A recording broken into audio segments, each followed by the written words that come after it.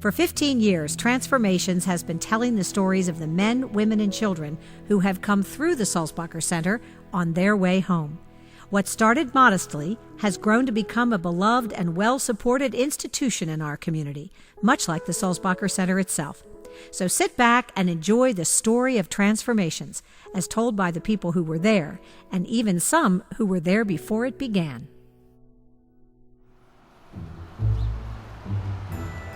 See, approached me to find a location for them.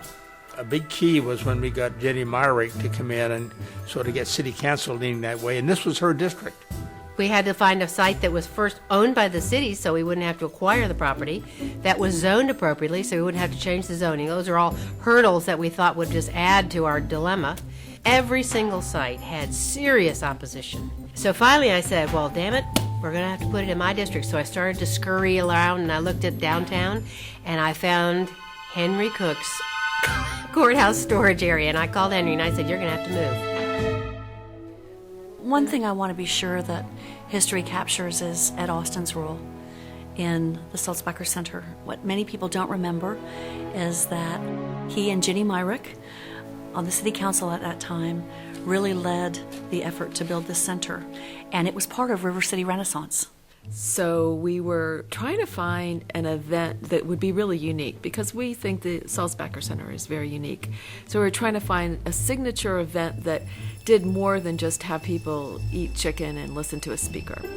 One day Michael Munns called me and he said, I just saw the greatest thing on the television. It was a fashion show and it featured breast cancer survivors as the models.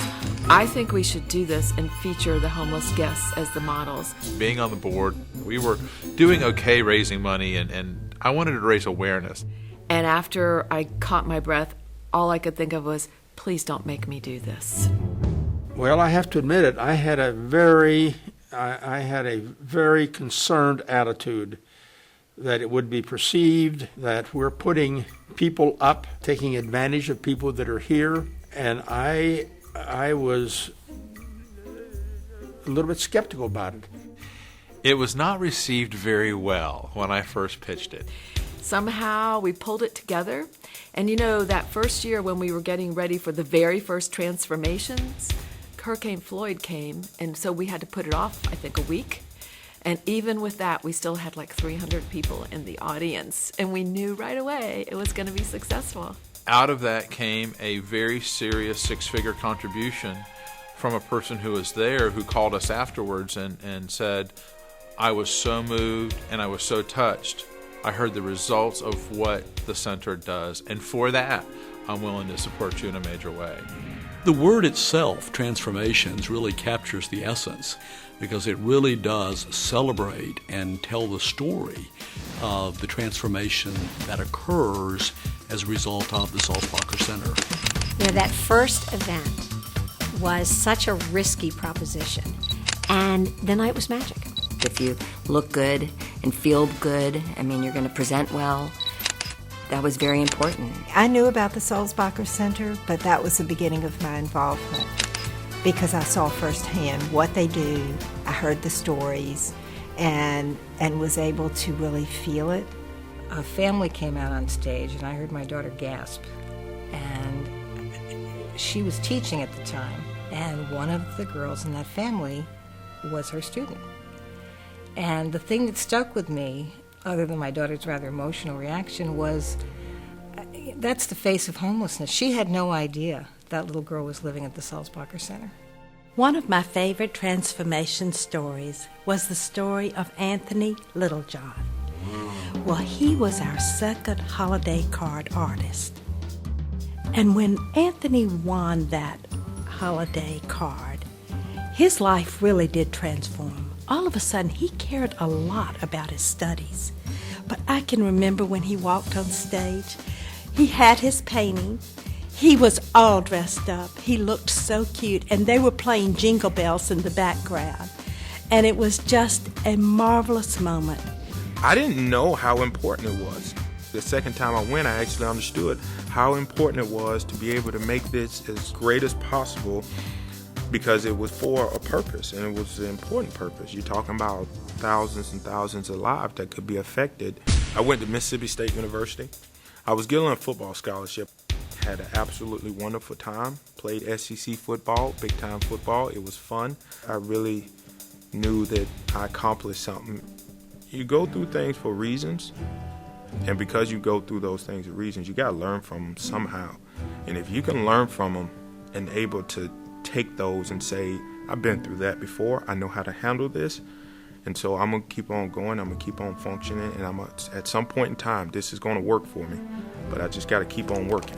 My teaching is important because every child that comes through my eyes I'm affecting their lives, just like Mrs. Sulzbacher did, Mrs. Sulzbacher, all the people, staff at the center did, they did it right.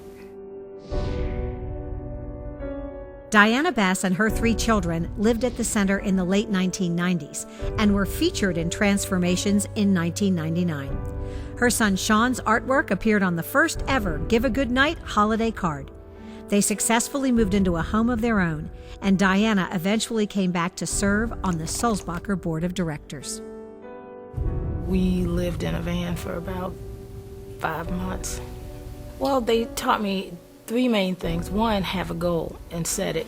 So I had a goal to get out of there and get in a place, and also have a plan B, and never do something that you can't afford. Sulzbacher made it really easy because they never made the kids feel homeless. Out of a real bad situation, it was the most positive situation because each one of my kids took something from that.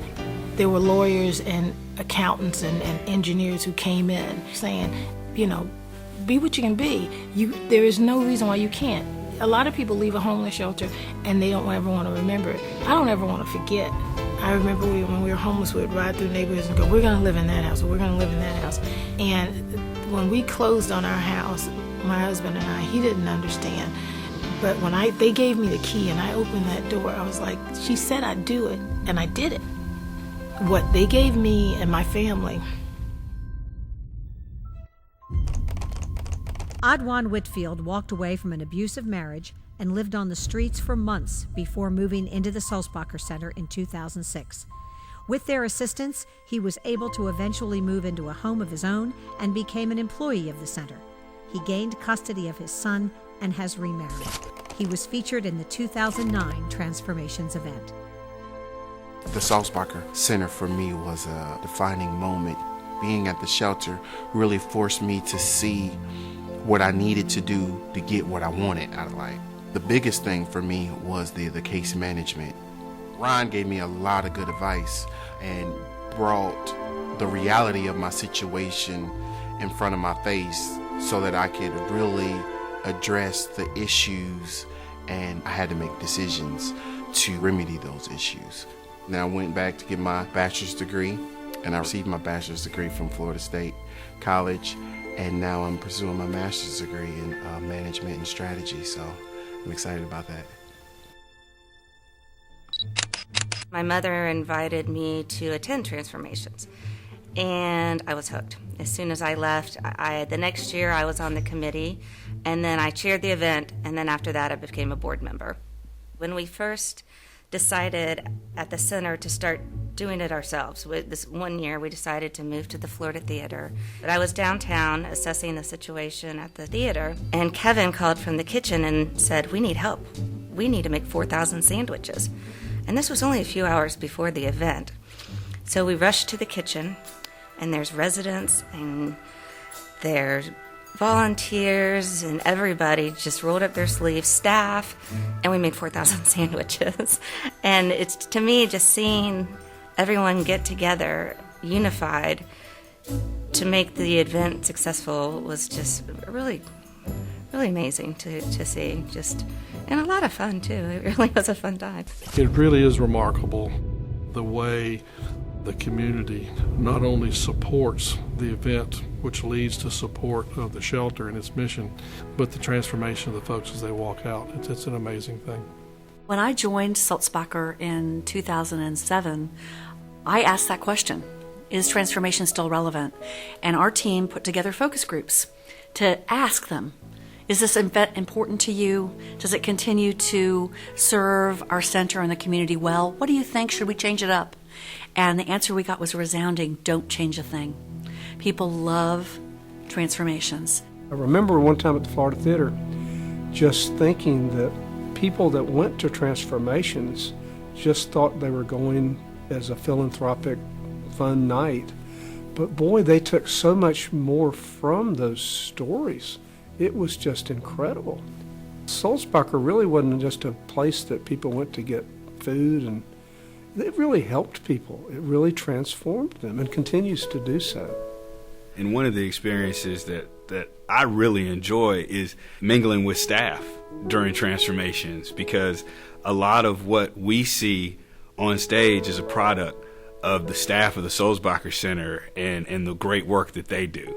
You know, we tell the story of residents whose lives have been transformed, but also transformations is about the volunteers and the donors and the staff and our supporters in the community. Everyone's life is really transformed when you come to the center. You cannot be there and not be touched by it. You know, I always tell people that one of the lessons I learned from being there is, at the end of the day, all we're really supposed to do is care about each other the best way we can.